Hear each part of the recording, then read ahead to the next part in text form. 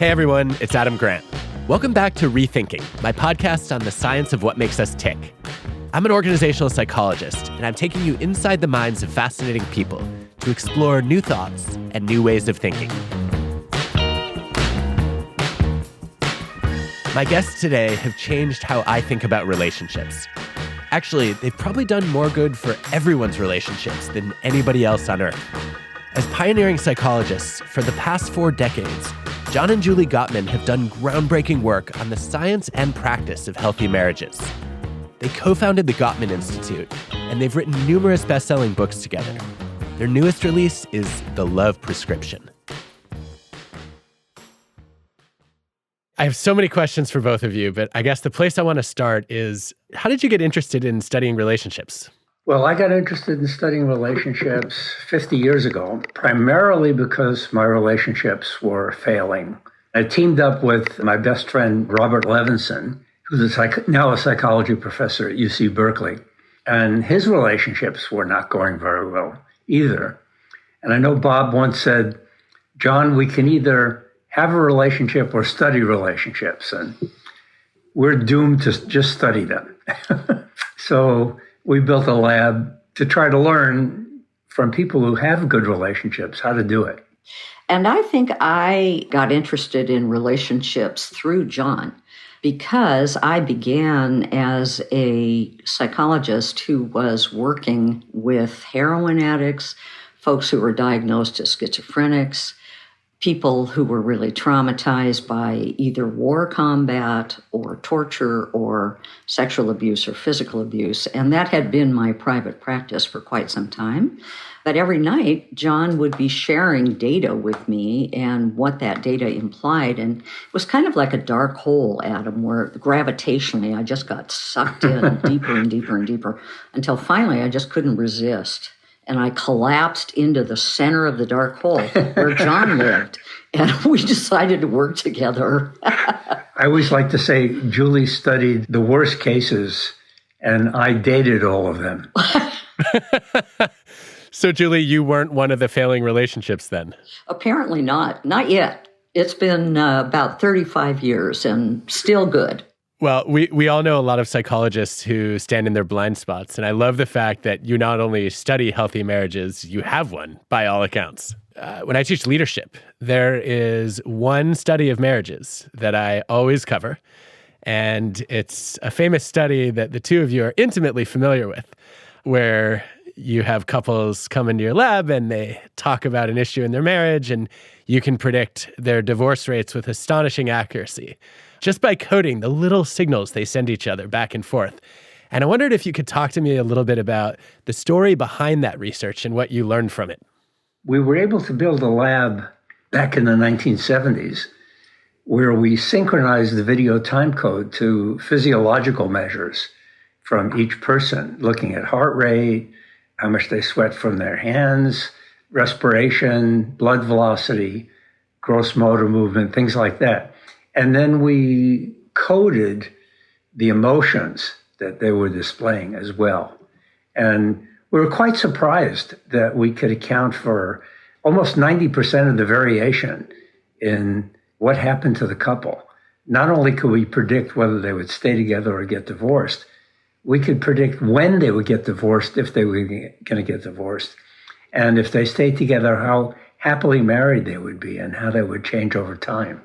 So all of those things together allowed us to have high rates of prediction, which were basically unheard of in psychology before us.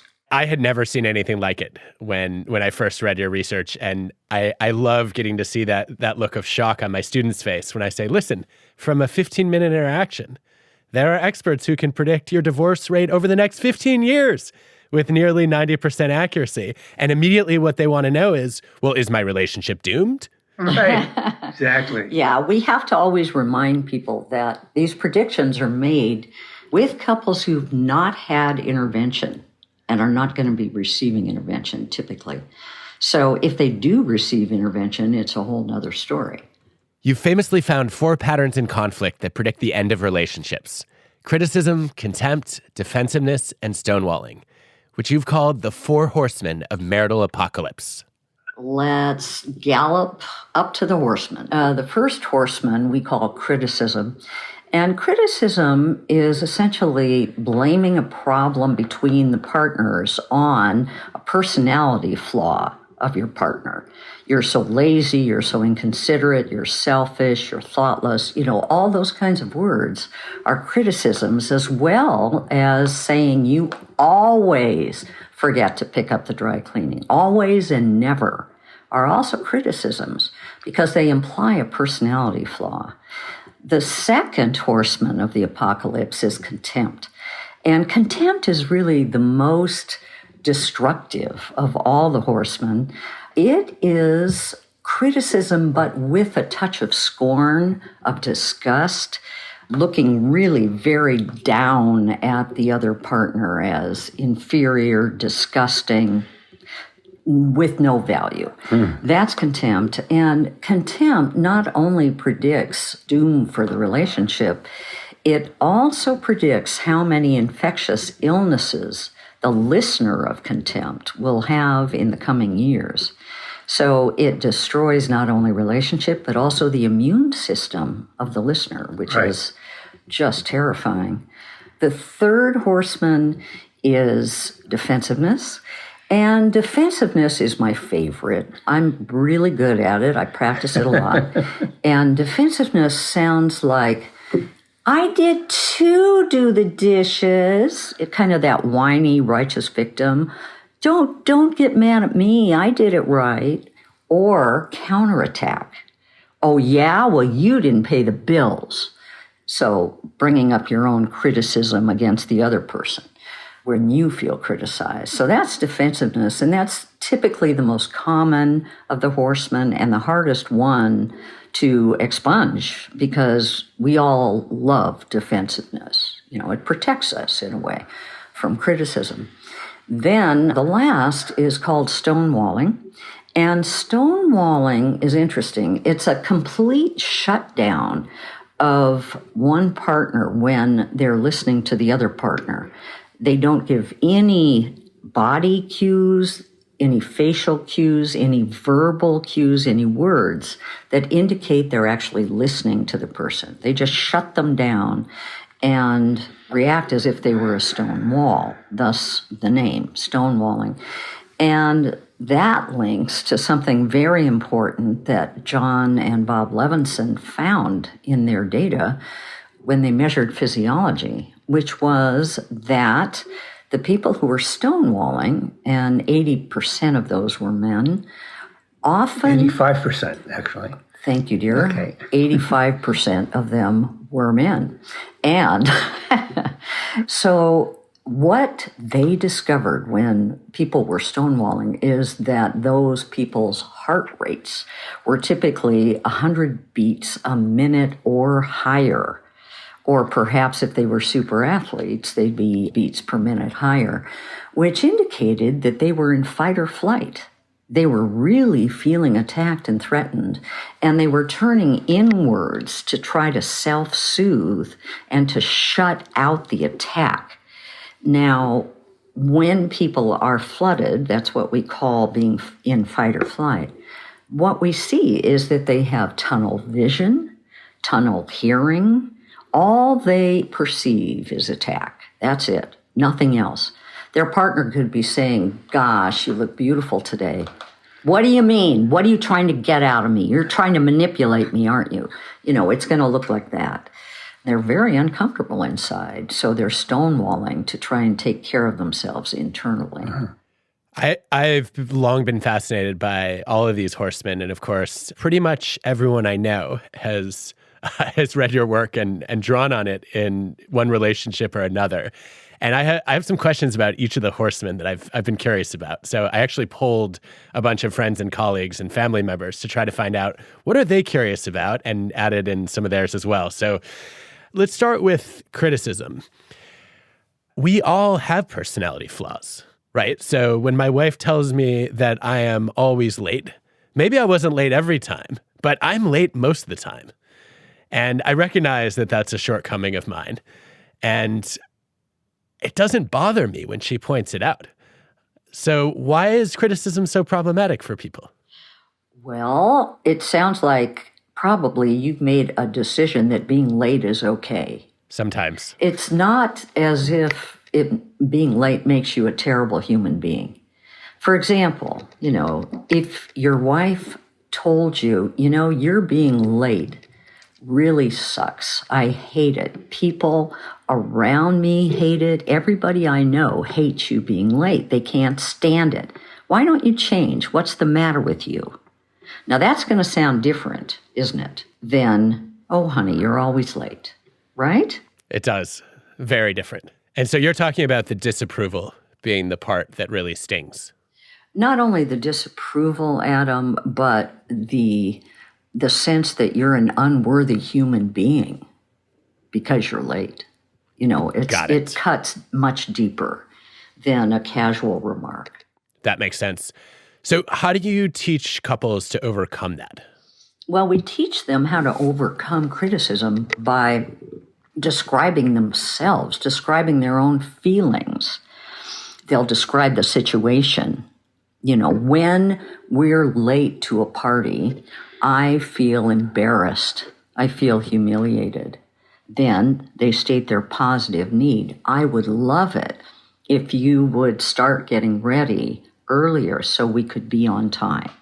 A positive need is really important to describe. So notice that the individual, your partner, is saying what she feels about what and what she needs. Not what she doesn't want or she doesn't like, but what does she want? How can you shine for her? That's what she's emphasizing. And all of a sudden, you feel motivated to rise to the occasion as opposed to having your guard up. Right. Exactly.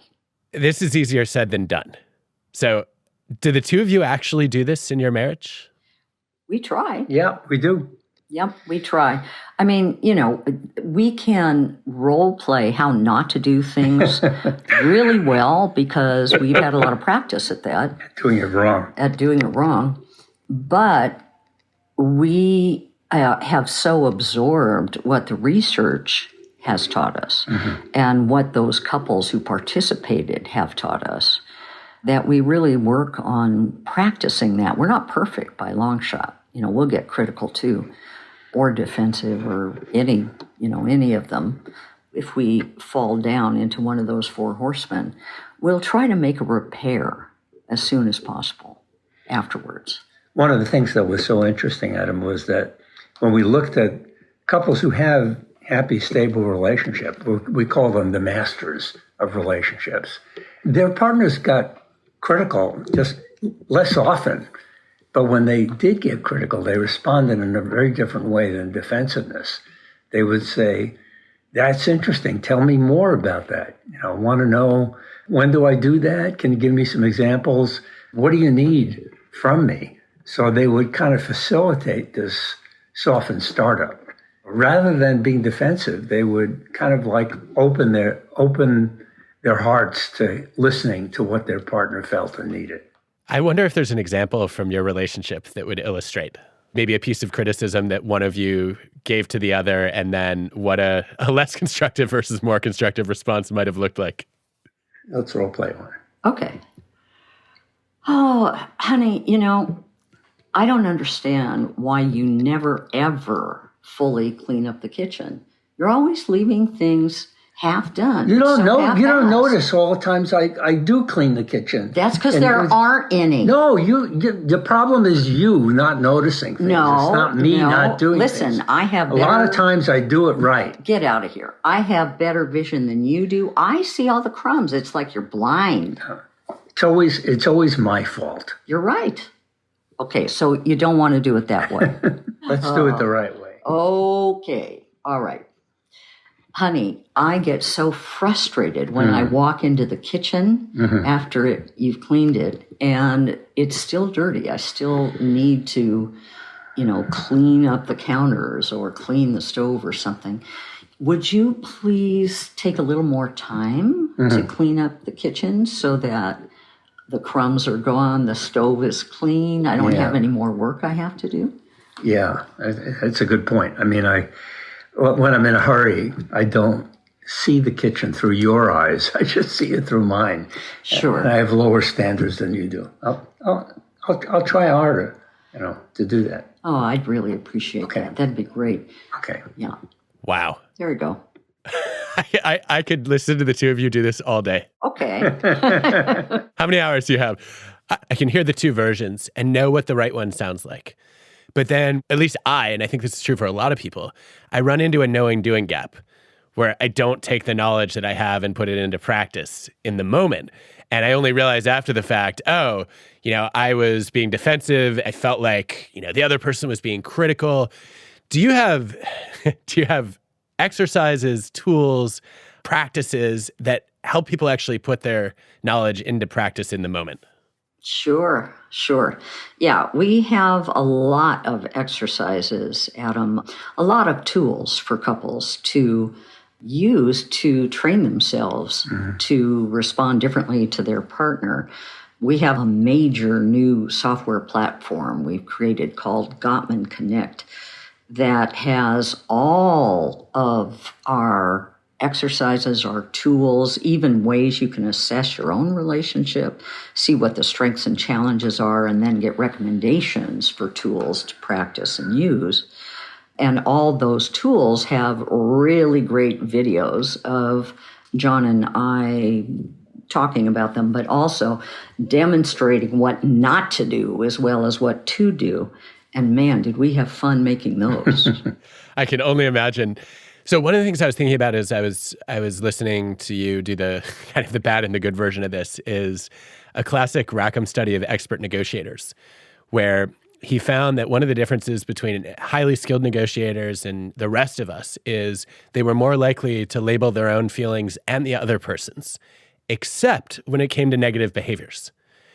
And I think this is where things often get really tricky, right? Because you may be on the receiving end of criticism or contempt, and you want to call that out. Like I actually have a family member who said to me, it didn't go over very well when I told my husband that he was showing contempt and stonewalling.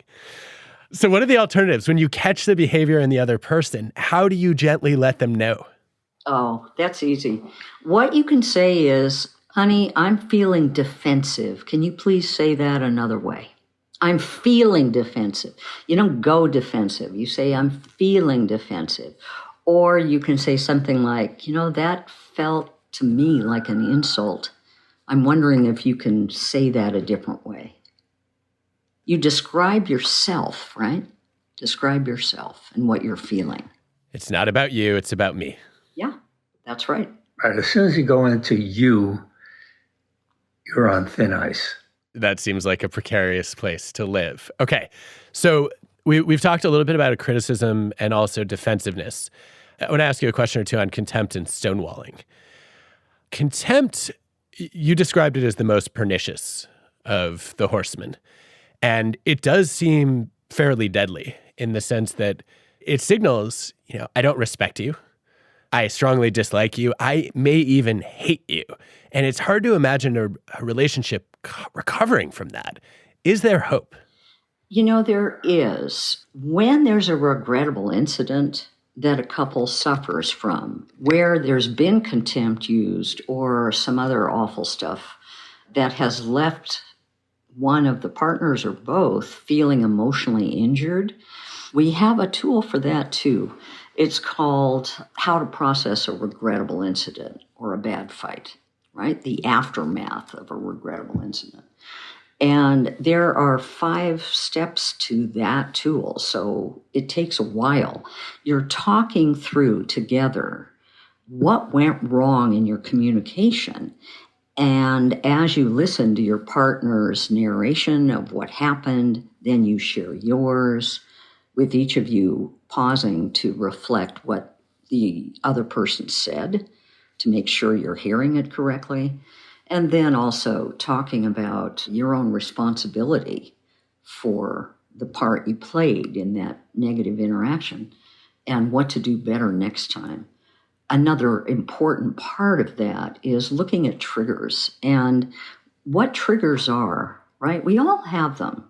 Nobody escapes earlier life without some kind of baggage, old injuries, old negative feelings. And those don't necessarily go away as we get older.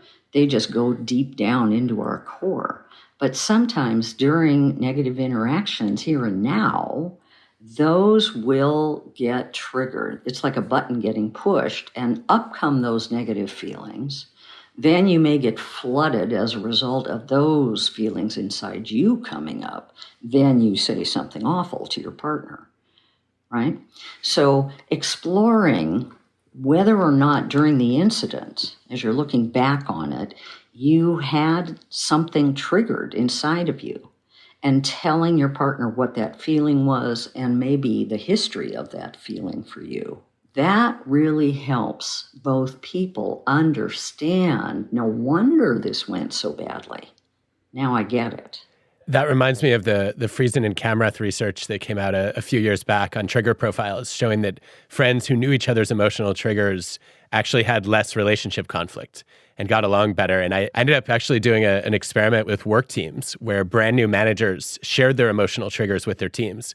And they too had less relationship conflict, I think in part because they were less likely to push each other's buttons.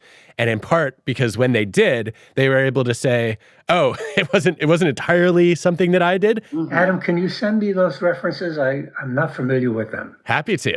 Would love to. Thank you. I need to publish this study. I think it needs another study to go with it, but I'll send you what I have so far. And I think maybe one of the side effects of understanding each other's triggers, though, is that we start to walk on eggshells more than we should. How do you think about navigating that? Gosh, that's a good question. I haven't actually seen in my clinical work people feeling like they have to walk on eggshells when they now understand the triggers.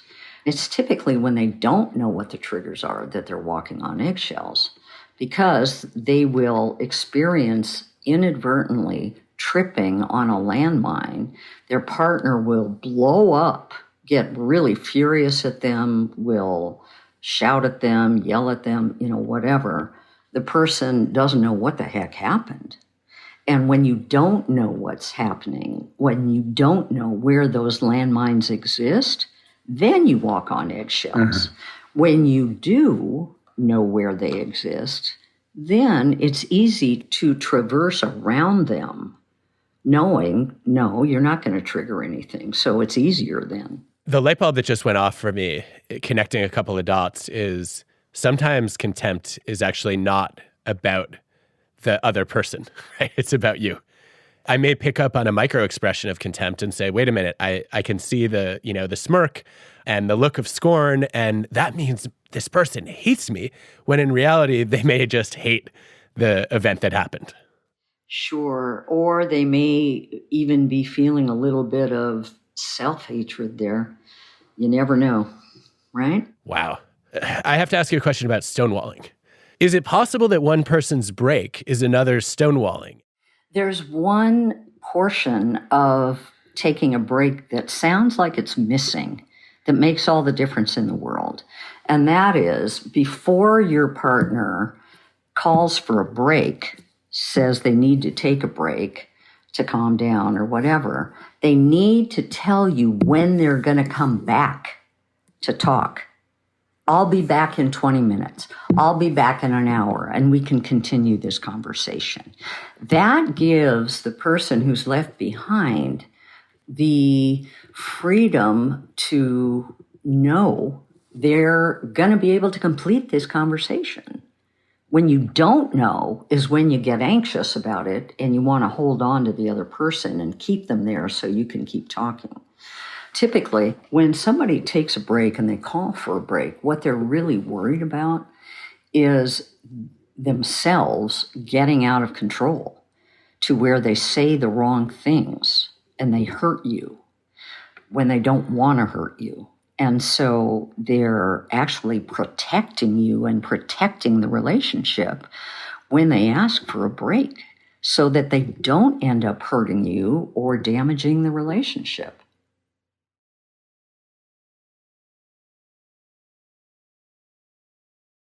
Well, one of the things I love most about your work is how widely it applies beyond marriages. I find myself referencing it in every kind of relationship, in friendships, with my kids, with my coworkers. And that leads me to a couple of things I was curious to get your quick takes on. The first one is just the simple question of, you work together in addition to being a married couple. What from your work has been most helpful for your collaboration, not just your marriage? I think what's been most helpful for our collaboration is both of us becoming better listeners to the other person's point of view. We really started working together about 27 years ago or so. And at that time, I could listen to the scientific findings because I've got science in my heart as well. John had a little harder time hearing the clinical perspective because that wasn't his world. Science was his world. So we fought a lot at that time, and eventually things really dramatically changed, where John changed his point of view, much to his credit, that he could acknowledge that intuition played a role, that timing and pacing in clinical work played a role, that going much deeper than behavior change played a significant role, and so on. Past emotional trauma played a role. So, we were able to just listen better to one another's point of view and accept both as valid.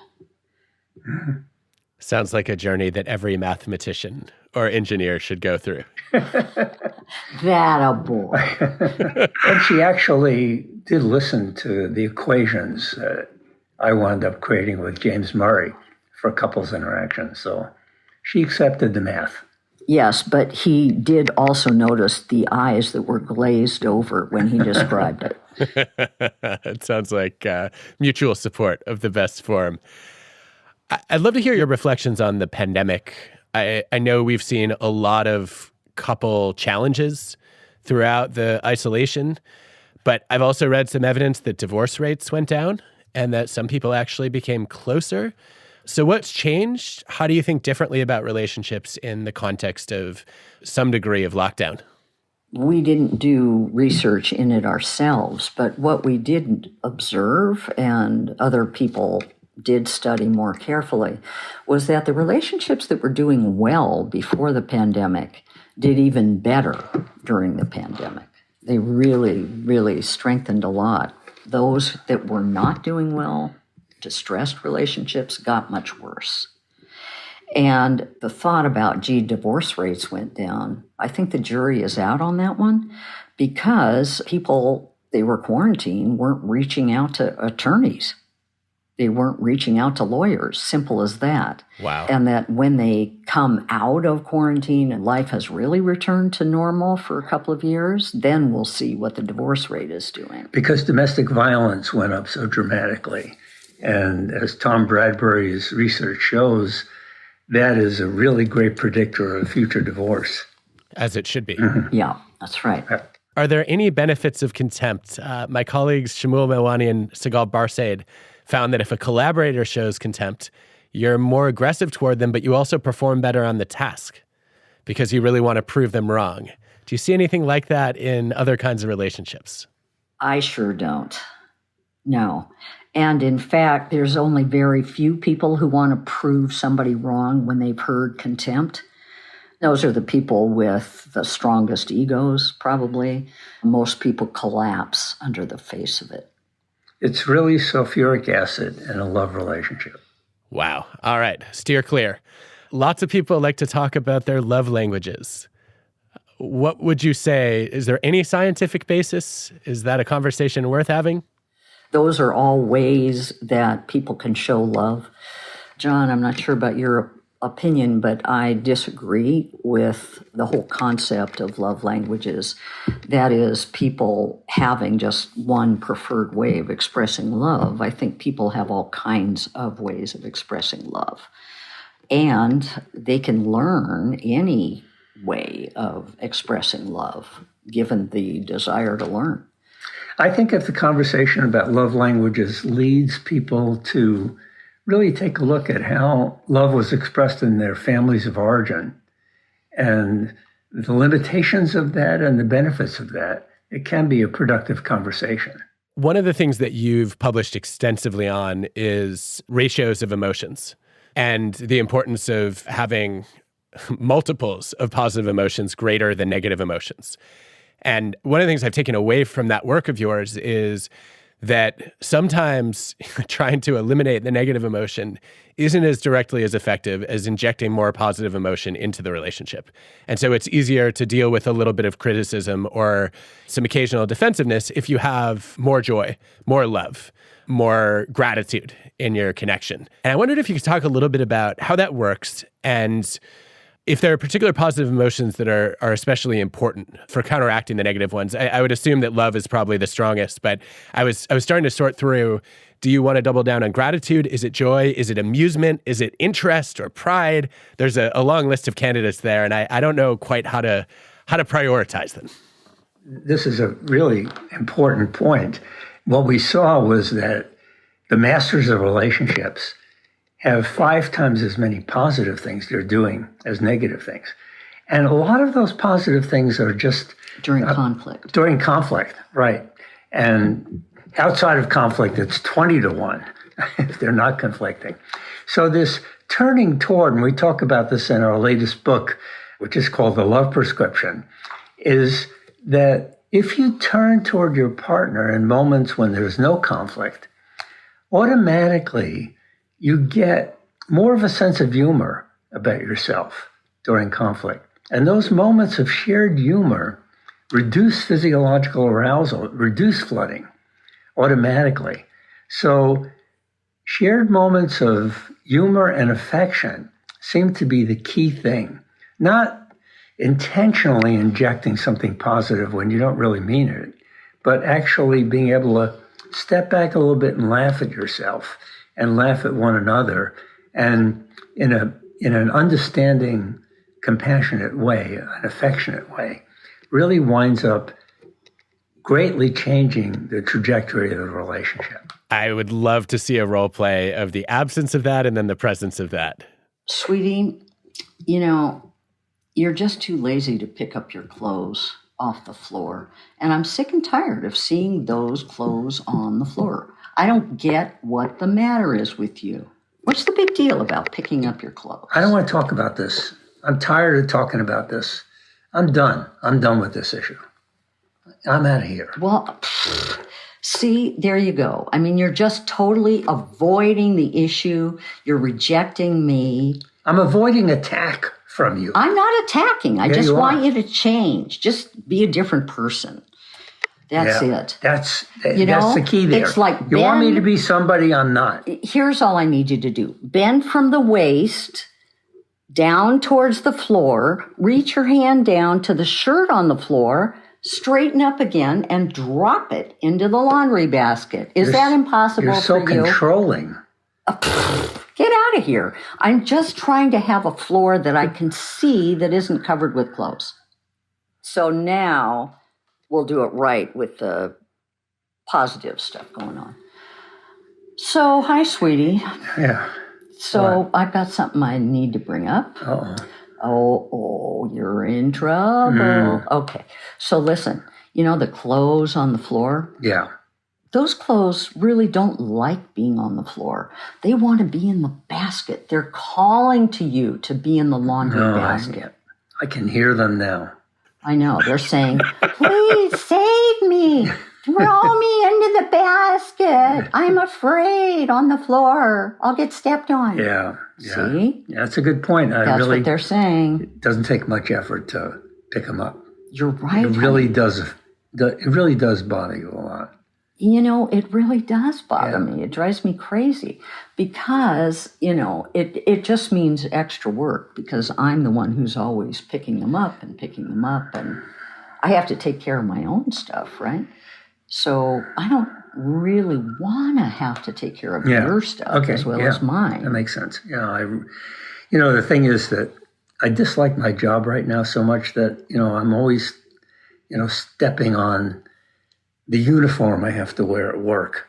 I feel so controlled at work. And so I come home and take off my uniform and I just stomp on it And then I leave. Yeah. I was wondering where that giant footprint came from. Yeah, that's it. Oh, baby. Yeah. You're hating your job? I really, Who knew? I didn't really know hate that. this job. Yeah. Oh, bummer. Yeah, I was meaning to talk to you about that. Really? Yeah. Oh. I need to get out. You do? Yeah, it's not about the clothes. It's about... Well, tell me, do you think if you got a really grand new job, you wouldn't throw your clothes on the floor? Yeah. Okay, I'm going out. I'm going to pound the streets and find you a new job. Yes. Great. That was hilarious. It's amazing to watch.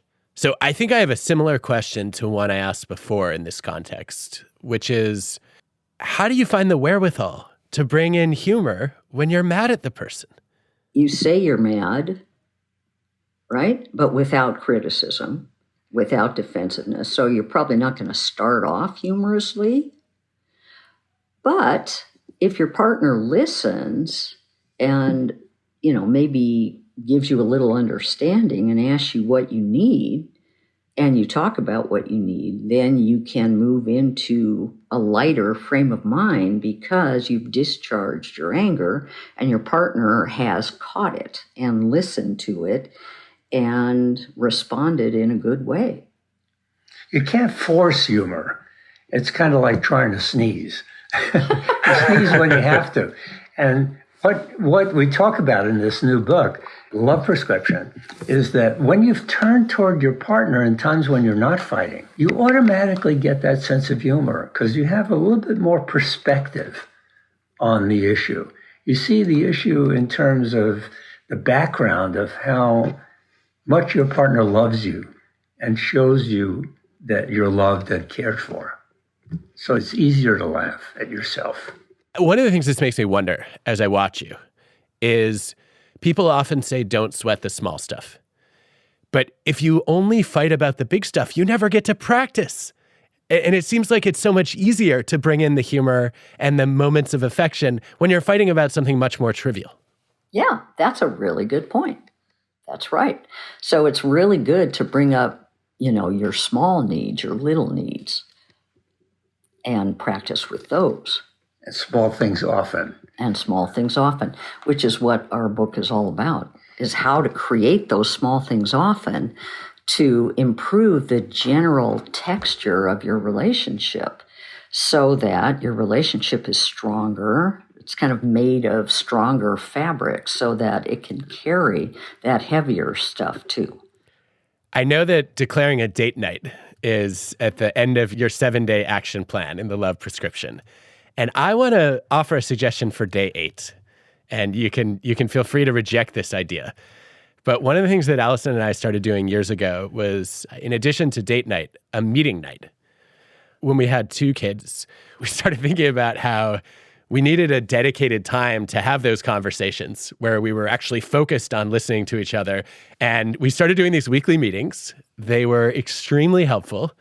And we found that we did pay a lot more attention to each other when we had requests, right? We would then know that this is actually a bid, right? I'm asking for your time or your energy or your support on this. And then we wouldn't have to bother each other about them the rest of the week. And it actually kind of took all the annoying interactions we would have and kind of put them in a box where we could deal with them more effectively. And I wondered what you make of this as a habit. That's a great point, Adam. We recommend that couples have an hour a week that we call the State of the Union conversation. What's the state of our union? Where they can really talk to each other about issues and put it in a box, like you said, so that it doesn't really permeate the whole relationship. And so your idea with Allison of having the errand talk in a box is just a great idea. I also have read some of the Cordova work on marital checkups and the idea that solving problems when you're not mad at each other can be effective. Are there steps that you recommend as part of that conversation to make sure that you don't have the same fight that you do when you're mad at each other? Oh, absolutely. We've created, again, a number of tools. They're almost like blueprints for how to deal with difficult issues between you, big conflicts between you. And we've already described the first, which is how do you bring up a problem, right? So you do it with what we call a softened startup. I feel what emotion, about what situation, And here's my positive need. And then what you do is you go into a much deeper layer, what we call the dreams within conflict conversation, which has 6 very key questions that one partner asks the other to answer. And both people take a turn asking the other person the questions and listening to the other person's responses. So you both take a turn. And those questions are quite profound. They have to do with beliefs, ethics, values that may be part of your position on the issue, your old history that may be part of this issue, your position on it. Is there an ideal dream here that is part of your position that you haven't shared? And what's your underlying purpose for having this need or your position honored? What's that underlying purpose attached to it? That's kind of an existential piece. Every person's position on an issue, typically. And then in compromise, we talk about how to separate out what you are willing to be flexible about and what you're not willing to be flexible about, because compromise often fails when people are trying to compromise what they really don't feel they can compromise on. It's like giving up the bones of their body. They just can't do it, and so they end up fighting about it. As I watched you do those role plays, I started thinking that activity in itself could be good for relationships. That if you got to act out your worst fights and then redo them better, that might be a learning experience. Have you ever done anything like that, or has that been useful in your relationship? I don't know if it's useful for people to do at home just for the heck of it. It's a lot of fun if they can, stick with it. I used to give my students that I taught in graduate school the assignment of being the worst therapist they can be and pairing up with somebody who was going to be their patient, and how would they be the worst therapist they could be. And man, there were some real champions in those classes. So it is a lot of fun, that's for sure. Well, I cannot thank you enough for taking the time to talk. It's such an honor to meet you and get to learn from you directly. You're exceptional role models when it comes to bridging science and practice. I love how rigorous your work is and how novel the insights are from it, but also how useful they are in people's lives. And I just want to thank you for strengthening my relationships and those of countless others. Oh, thank you, Adam. Thanks so much, Adam. This has really been a fun interview, and I can't wait to eavesdrop on the conversations you'll now have with Allison. We will be sure not to invite you in. That's a common thing we hear. I came into this conversation thinking the Gottman secret sauce must be their knowledge from research and therapy. Now I believe it's something more. Their deliberate practice. It's like they've been training for the conflict Olympics. They're not just coaches watching other people's highlight reels and bloopers. They're professional arguers. They practice fighting. They review their game tape afterward. Amazing. There's a lot of evidence that what hurts relationships is not arguing frequently. It's arguing poorly. And watching the Gottmans convinced me that the best way to get better at fighting is to do it more, and then debrief on what went well and how you could have handled it more effectively. That way, instead of duking it out to try to win the argument, you're on the same side trying to improve the argument together. I think we should all give this a whirl. And I know where I'm going to start. Hey, Allison, if you're listening, I want to argue again about how to pronounce mayonnaise. Yeah, I know you're right. It's mayonnaise. Nobody ever says, please pass the man. They say, please pass the mayo. But mayonnaise just sounds ridiculous to me. Also, why do I even need to say it? I hate mayo. Rethinking is hosted by me, Adam Grant, and produced by Ted with Cosmic Standard. Our team includes Colin Helms, Eliza Smith, Jacob Winnick, Michelle Quint, Ban Cheng, and Anna Phelan. This episode was produced and mixed by Cosmic Standard.